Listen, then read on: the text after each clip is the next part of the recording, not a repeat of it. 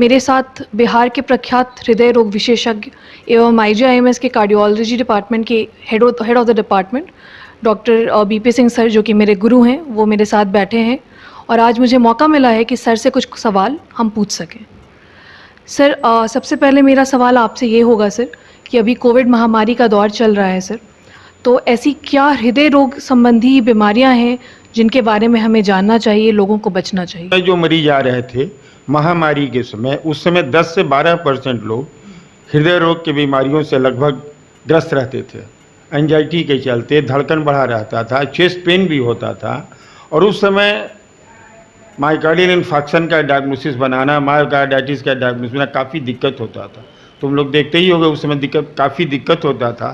तो उस समय जो एक्यूट मायोकार्डियल इन्फार्क्शन आए, हम लोगों ने प्राइमरी एंजियोप्लास्टी भी किया, लेकिन शुरू में फर्स्ट फेज में हम लोग इलाज नहीं कर रहे थे। दूसरे फेज में जो अभी हाल ही में गुजरा है 2-3 महीने पहले, हम लोगों ने प्राइमरी एंजियोप्लास्टी भी किया 3-4 मरीजों का, काफ़ी सावधानी बरतते हुए। अदरवाइज जो थ्रोम्बोलिटिक थेरापी से एक्यूट मायोकार्डियल इन्फार्क्शन वगैरह का इलाज हुआ और बाकी जो hypertension, anxiety, chest pain, angina और अत्यधिक बीमारियां रहीं, उनका सिम्टोमेटिक ट्रीटमेंट। सर, एक और सवाल है कि बहुत सारे मरीज़ हमारे पास आते हैं जिनकी हिस्ट्री रही है पहले कि वो 3 महीने पहले, 4 महीने पहले कोविड पॉजिटिव हुए थे।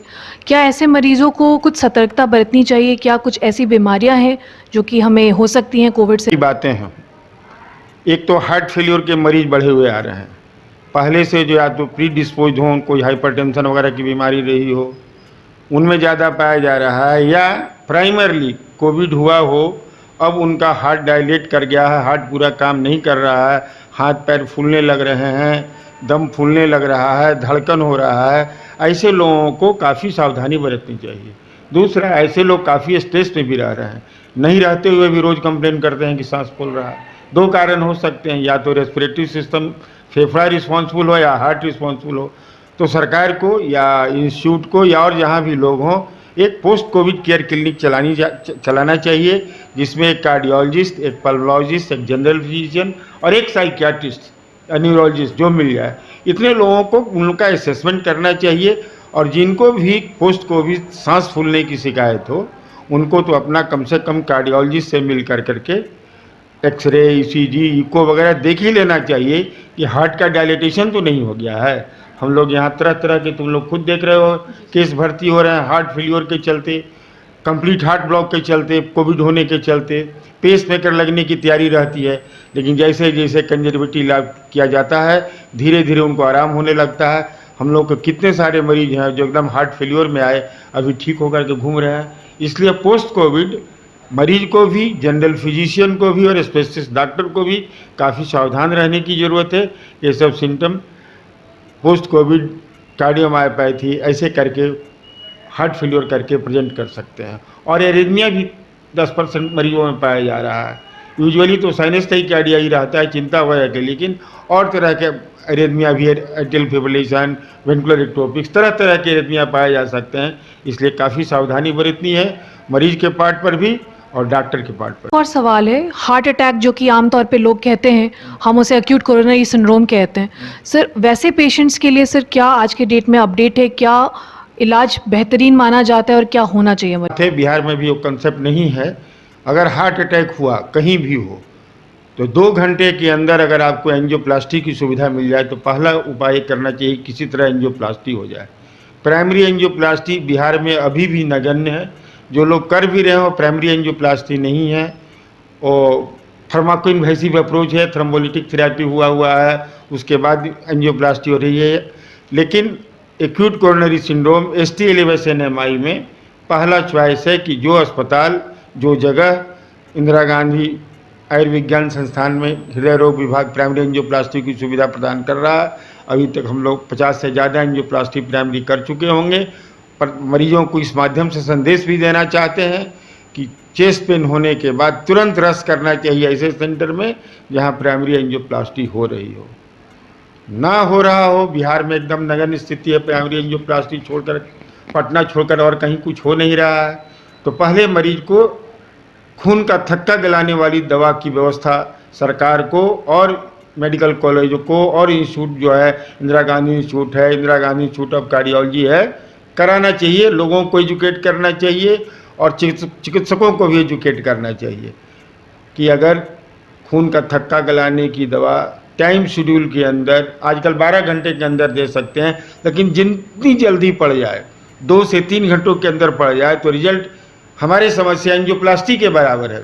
हालांकि लिटरेचर कहता है कि प्राइमरी एंजियोप्लास्टी बेस्ट सुविधा है, लेकिन 2-3 घंटे के अंदर अगर आप उसको थ्रोम्बोलाइज कर देंगे तो बहुत सारे मरीजों में कुछ करने की ज़रूरत आपको नहीं पड़ेगी। और उसके बाद आपको रिस्क फैक्टर जानने हैं, क्यों इतने हार्ट अटैक हो रहे हैं आजकल, यंग लोगों में हो रहे हैं। स्ट्रेस भी एक फैक्टर है यंग लोगों में एमआई होने का। और ख़ास करके हमारे जो इंडिया में जो है malignant coronary artery disease of the youth करके एक टर्म क्वाइन किया जा रहा है। हमारे इंडिया में, साउथ ईस्ट एशिया में, बांग्लादेश, पाकिस्तान, जो हार्ट अटैक की उम्र जो जिन मरीजों में जिस समय हो रहा है काफ़ी कम उम्र के लोग हैं, 45-50। हमारे एक्सपीरियंस में 27 साल के लड़के का भी हम लोगों ने एंजियोप्लास्टी किया, 23 साल के लड़के का भी एक एंजियोप्लास्टी किया। इससे no age is bar, young age में पाया जा रहा है। तो ये हम लोगों को बताया जाना चाहिए कि रिस्क फैक्टर को, जो डायबिटीज़ हो, स्मोकिंग यंग लोगों को काफ़ी जो है बताना है कि काफ़ी खतरनाक है, हार्ट अटैक को एकदम बुलावा देता है। डायबिटीज़ कंट्रोल करके रखिए, लिपिड को कंट्रोल करके रखिए, ओबेसिटी को कंट्रोल करके रखिए, हाइपरटेंशन कंट्रोल करिए। ये सब बातें रिस्क फैक्टर कंट्रोल करने से हार्ट अटैक के इंसिडेंस, एक्यूट कोरोनरी सिंड्रोम के इंसिडेंस को घटाया जा सकता है, काफ़ी हद तक कंट्रोल किया जा सकता है। सर एक और बहुत ही इंपॉर्टेंट बीमारी जो जिसे हम हाइपरटेंशन कहते हैं, कॉमन पब्लिक के लैंग्वेज में हाई बीपी है।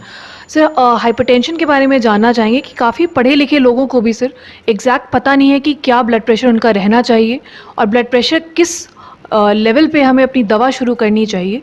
सर इसके बारे में सर आप नई नई गाइडलाइनें आ रही हैं। 1 या 2 साल पहले पटना में एक कॉन्फ्रेंस था, तो उसमें मैंने एक टॉक दिया था इस पर कि रिसेंट हाइपरटेंशन मैनेजमेंट गाइडलाइंस।